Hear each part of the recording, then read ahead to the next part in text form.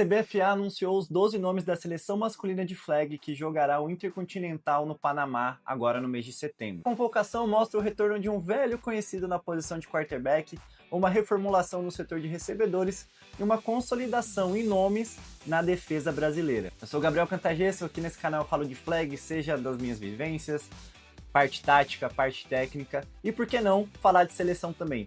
Então já deixa o seu like, se inscreve e vamos esmiuçar toda essa convocação feita pelo coach Heitor e companhia. Bora lá! Apresentaçãozinha aqui, para a gente poder falar um pouco desses nomes, bater nome a nome ali, também falar um pouco do que essa convocação representa em termos de nome e de tipos de jogadores, tá? Então, vou passando por aqui. Então, vamos começar a falar dos convocados, né? Então, vamos falar logo desse grande nome da convocação, acredito eu, que é o retorno do Vitor Paiva à posição de quarterback. Pedalada teve um hiato ali no ano passado, né? Teve algumas questões pessoais ali que envolvia a formação de faculdade, também as próprias escolhas do jogador também, de dar um tempinho, às vezes é necessário também ter esse tempo para respirar, para a gente poder voltar com tudo.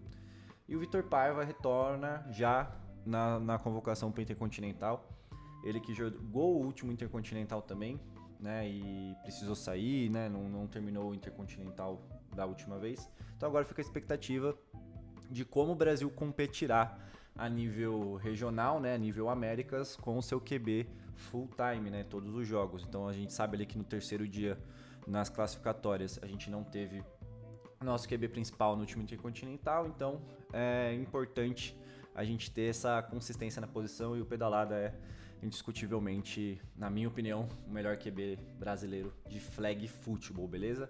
Dando continuidade aqui, Felipe Aimoré, sou suspeito para falar, um grande amigo meu, mas botando aqui o CNPJ para trabalhar, é um cara que vem se consolidando cada vez mais como o nome da defesa, né, de certa forma, vamos dizer assim, o nome pensando em futuro. É um cara que explodiu no cenário de flag nos últimos 4 anos, é um cara que é extremamente competente, extremamente habilidoso, extremamente estudioso, então é um cara que tem tudo para ser um grande pilar da defesa brasileira por muitos anos, e quem sabe ali com a gente brigando por Olimpíadas está lá, tá? Um nome aqui que é uma novidade em relação às últimas convocações, então a gente tem o Camara, né, o Wallace Camara, que é um nome já figurinha carimbada aqui no FA-BR, mas a gente sabe que a gente tem também essa adoção de jogadores do FA, essa migração dos jogadores de FA vindo para o flag. Teve toda aquela polêmica, né, se merecia ou não, se era justo ou não. Eu não vou entrar nesse mérito, eu acho que são adaptações e os caras sabem fazer as coisas, então acho que é mais do que natural que esses caras, vendo a visibilidade do flag e podendo jogar, podendo se dedicar, acho que quem ganhou o flag brasileiro. Então tá aí o Wallace Camara convocado para sua primeira competição internacional de flag, né, se eu não me engano. Continuando aqui, mais ou menos na mesma linha dos jogadores que veio do FA, mas não dá mais para chamar assim, tá? Eu acho que essa convocação vai ser importante pra gente pôr uma pedra nisso, tá ligado? Tipo, segue a vida, os caras jogam flag, mas por enquanto a gente vai falar dessa migração, tá? Vitor Vilaça, acho que é mais um nome conhecido do FABR, que, cara, fez um grande regional com a Locomotiva, também foi eleito MVP da sua regional. É um cara que, pelo que eu tenho de informação, engoliu o jogo, é super interessado, super estudioso sobre as táticas, sobre o que poderia aprender, o que poderia contribuir, e conseguiu achar o seu lugar na convocação. Continuando, né, com o nome já carimbado no FABR, não, no flag brasileiro. Esse aqui é a figurinha carimbada na seleção brasileira, Nicolas Quadro, Nico, jogador do Almirantes, né? Eu tô colocando embaixo aqui os times dos jogadores. E também esse aqui eu não tem muito o que falar, né? Falar de seleção masculina atualmente é falar de Nico, né? O cara teve praticamente todas as convocações, para não falar, só não vou falar todas porque eu não consigo dar certeza, mas eu acho que foram todas, desde Israel.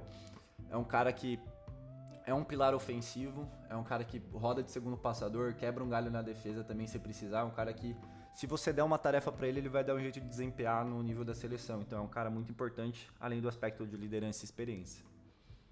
Outro nome que você já ouviu falar nos campos de flag, mas que finalmente está tendo sua chance numa competição oficial com a seleção brasileira, é o Agner Sanches, recebedor do Predas, mas que já jogou por diversos times aqui, principalmente do Centro-Oeste. É um cara que, eu já troquei bastante ideia com ele, é um cara que tem uma história muito legal de se doar pelo FABR, o quanto ele se sacrifica, assim, pra poder estar jogando o jogo.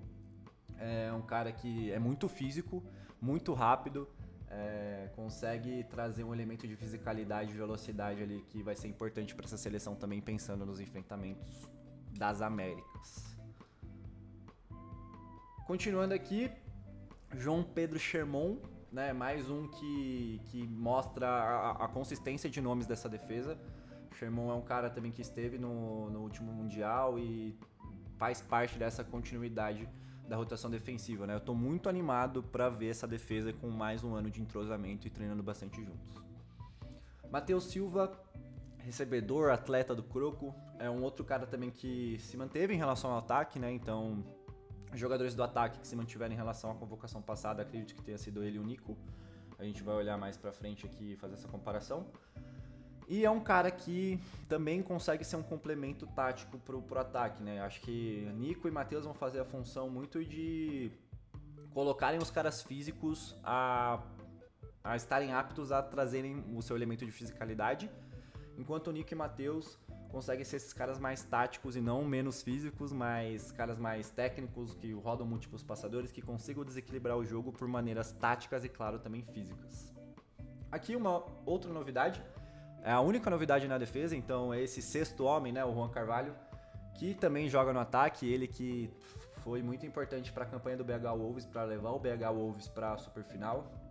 Então, mais um que veio da migração do FA, mas que já está engolindo o jogo, já está sabendo de tudo, impactando o seu time no ataque e na defesa. E depois, mais para frente, a gente vai falar um pouquinho do impacto que o Juan pode ter para a defesa brasileira e para o time como um todo. E fechando aqui com 3 figurinhas carimbadas aqui da defesa, né? Felipe Nunes, Matheus Duarte, o Visa e o Edmar. Eu acho que são caras que se consolidam em nomes, né? O Índio é uma liderança muito forte na seleção. O Visa também domina a posição, é um cara que é referência na posição para todo mundo. E o Edmar é fora de série, assim, né? Pode fazer qualquer coisa no flag. Edmar que virou papai recente aí, vai poder comemorar TDs pro seu filhinho pela primeira vez.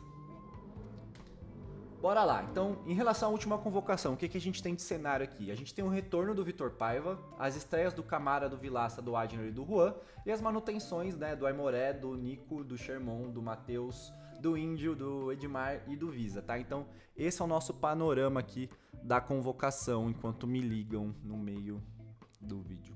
Então, esse é o panorama geral que nós temos. E aqui eu vou deixar agora as primeiras impressões que eu tive dessa convocação. Então a gente tem uma mudança de perfil nos recebedores. Os fatores físicos, eles sempre vão contar, porque no fim do dia vai ser um jogo de fisicalidade, mas também existe uma busca de equilíbrio de características, né? Então caras que consigam contribuir taticamente, caras que também consigam contribuir tecnicamente, sem perder a fisicalidade. Então eu vejo um grupo de recebedores mais complementar em relação à última convocação que foi para a Finlândia. Não podemos deixar de citar também a consolidação do quinteto defensivo em relação à Finlândia. A gente não tem nenhum tipo de mudança nesse quinteto principal.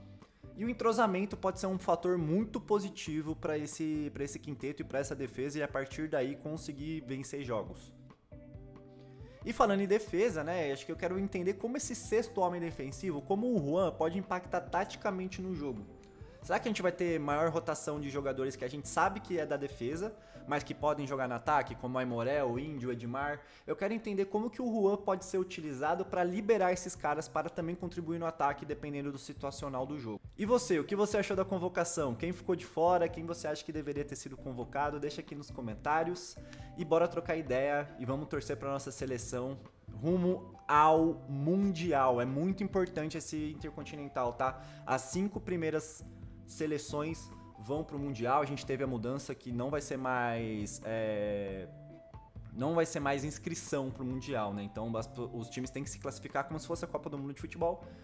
Então a gente precisa pelo menos ficar em quinto, né? O grupo do Brasil é um grupo complicado. Eu vou fazer alguma projeção aqui mais pra frente, mas por hora é isso aqui. Por hora é convocação. O que você espera desses jogadores convocados pro Panamá? Deixa aqui nos comentários, se inscreve no canal. Fui!